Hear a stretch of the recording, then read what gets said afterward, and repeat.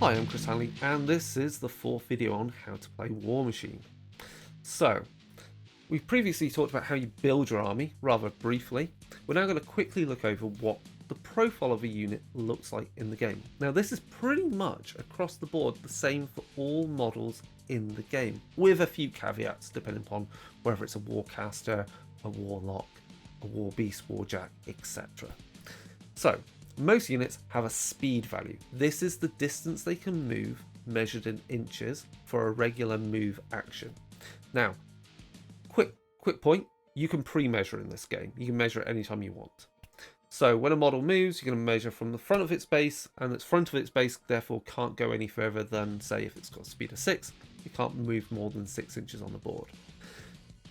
There are some things within the game that allow it to move faster, such as running, which will add plus 5 inches onto that movement, or charging, which adds plus 3. Charging will be in a straight line, only ever a straight line, towards a enemy unit. It doesn't have to be directly to them, but it is a straight line.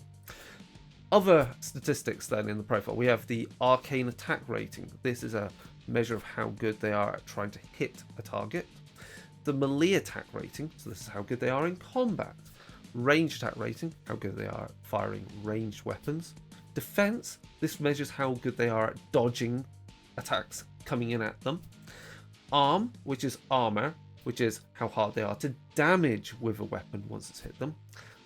Arc, which stands for arcane, this is a measure both of their arcane power, how much fury or focus they can hold within them. And then finally we have control, and this is the control range measured in inches, and so this is where, so long as your war beast or warjack's within this control range, you can perform focus and fury, either allocation or siphoning. Some powers, some abilities rely on the control range as kind of a determining like the area of effect for a power.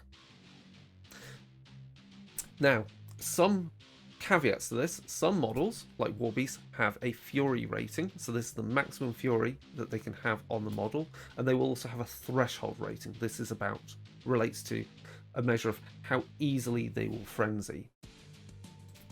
And finally, you'll see along the bottom of the profile stack, you'll see sometimes symbols. These will relate to other abilities, innate abilities. There'll be one symbol you always see is the base size, so you'll get that number. And then you'll see things like, in this case, it's like immunity to electrical attacks.